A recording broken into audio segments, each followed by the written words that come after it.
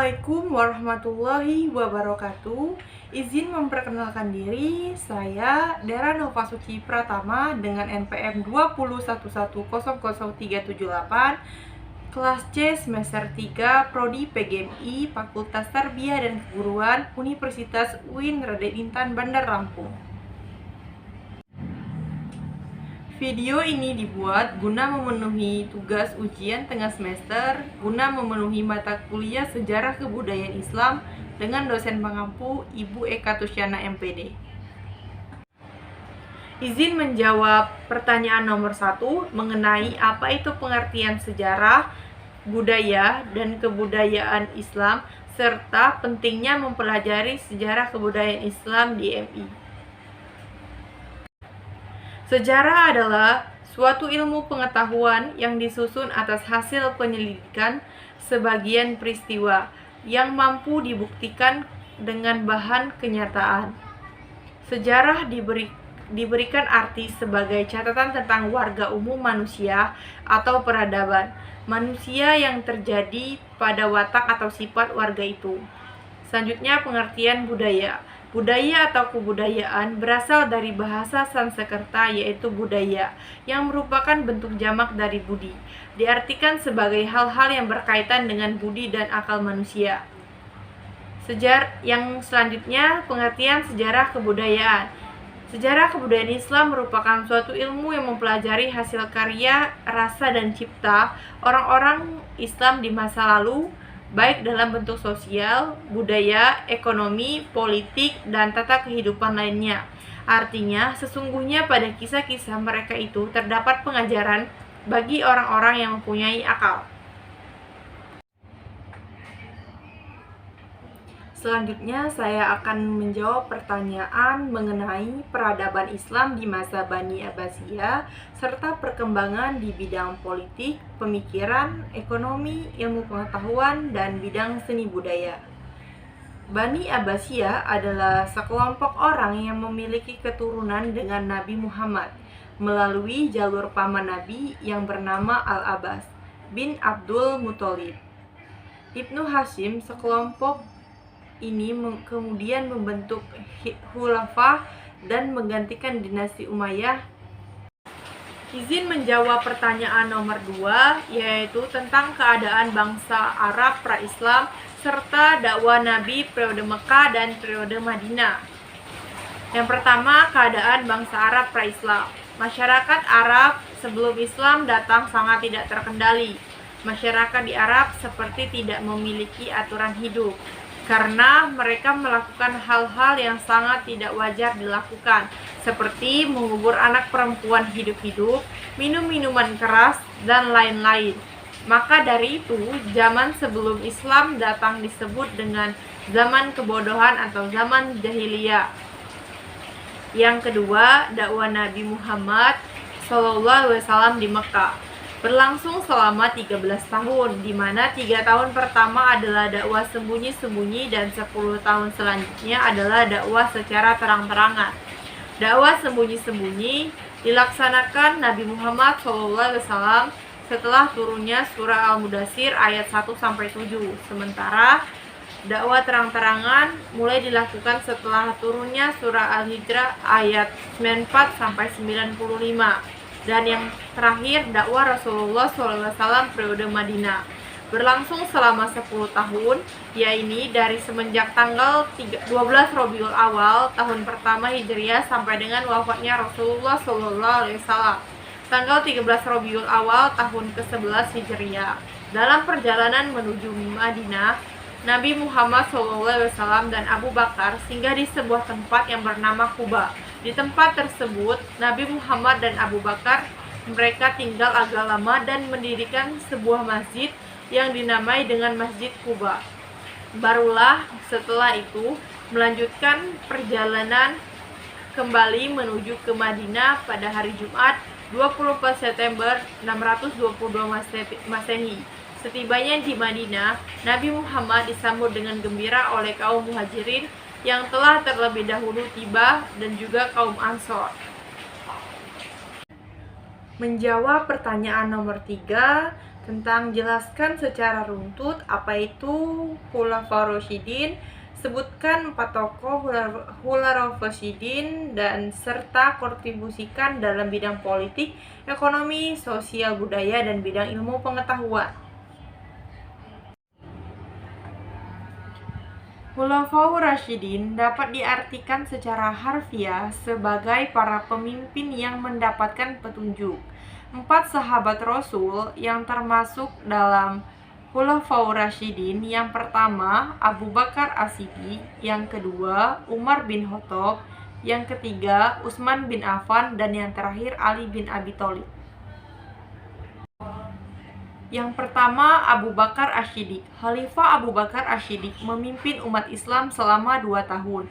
Walaupun waktu yang singkat sebagai pengganti Nabi dalam kepemimpinan agama dan pemerintahan, Khalifah Abu Bakar melakukan beberapa kebijakan dalam rangka mengemban agama Islam.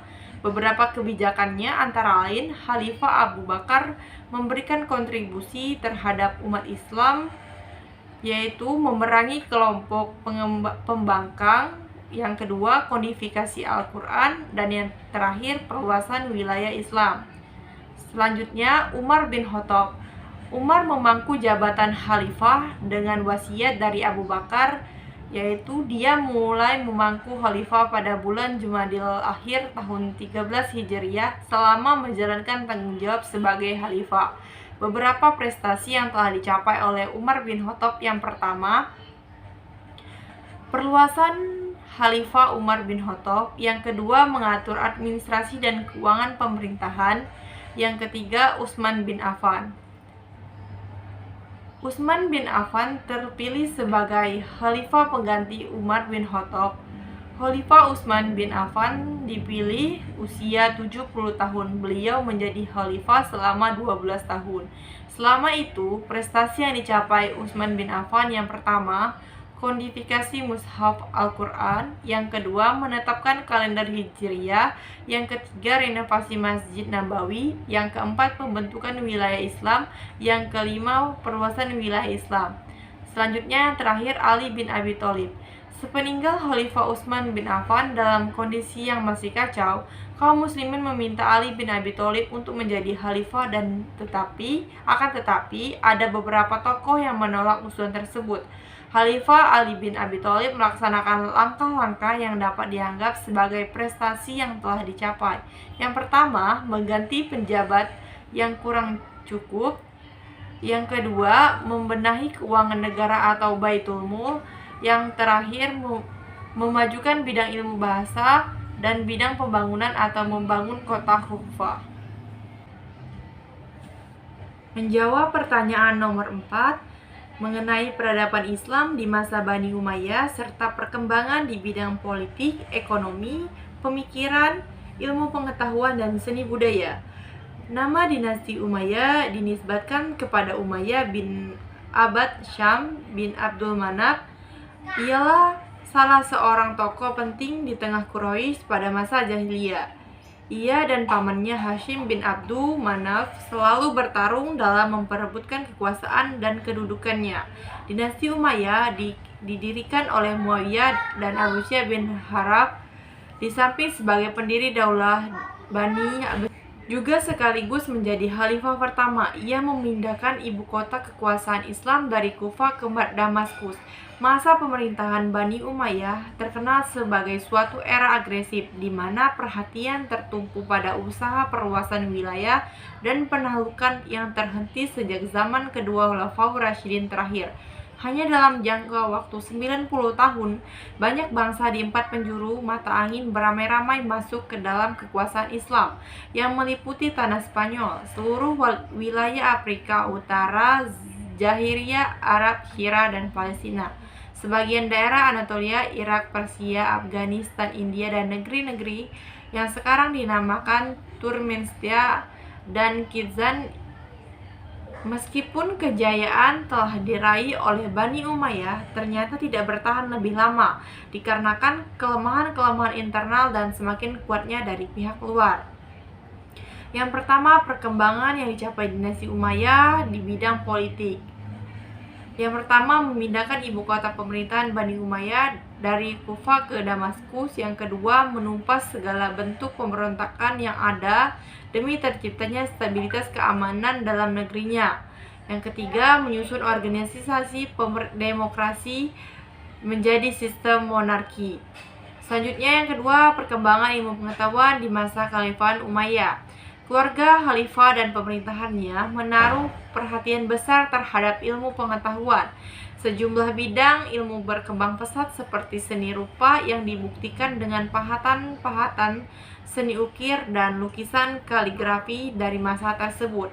Yang ketiga, Bani Umayyah di bidang ekonomi memang tidak begitu monumental karena pada zaman pemerintahan ini pemikiran-pemikiran ekonomi lahir bukan berasal dari ekonomi murni intelektual muslim, akan tetapi berasal dari hasil interpretasi kalangan ilmuwan lintas atau disiplin yang berlatar belakang fikih, tasawuf, filsafat, psikologi, politik. Namun demikian terdapat beberapa sumbangan pemikiran mereka terhadap kemajuan ekonomi Islam, diantaranya perbaikan konsep pelaksanaan transaksi Islam. Yang ketiga, Bani Umayyah di bidang ekonomi memang tidak begitu monumental karena pada zaman pemerintahan ini pemikiran-pemikiran ekonomi lahir bukan berasal dari ekonomi murni intelektual muslim, akan tetapi berasal dari hasil interpretasi kalangan ilmuwan lintas disiplin yang berlatar belakang fikih, tasawuf, filsafat, sosiologi, dan politik. Namun demikian, terdapat beberapa sumbangan pemikiran mereka terhadap kemajuan ekonomi Islam. Di antaranya adalah perbaikan terhadap konsep pelaksanaan transaksi salam, murabahah, dan muzara'ah, serta kehadiran kitab Al-Hujurat yang ditulis oleh Abu Yusuf yang hidup pada masa pemerintahan Khalifah Hashim, secara eksklusif membahas tentang kebijakan ekonomi. Dipandang sebagai sumbangan pemikiran-pemikiran ekonomi yang cukup berharga. Yang keempat, Bani Umayyah mengalami kemajuan pada bidang kesenian, diantaranya seni suara, seni arsitektur, seni rupa, seni bahasa, dan lain-lainnya. Agama Islam hadir di tanah Spanyol modern pada saat yang hampir sama dengan zaman kejayaan Islam. Kemunculan Islam di negeri tersebut tercatat dari tahun 709 hingga 1614. Pemerintahan Arab berakhir dengan pengusiran Maris. Menjawab pertanyaan nomor 5, yaitu peradaban Islam di masa Bani Abbasiyah, serta ceritakan perkembangan di bidang politik, perkembangan di bidang pemikiran, perkembangan di bidang ekonomi, dan perkembangan di bidang ilmu pengetahuan, serta perkembangan di bidang seni budaya. Menjawab pertanyaan nomor 6, sebelum penaklukan Spanyol, umat Islam telah menguasai Afrika Utara dan menjadikannya sebagai salah satu provinsi dari dinasti Bani Umayyah.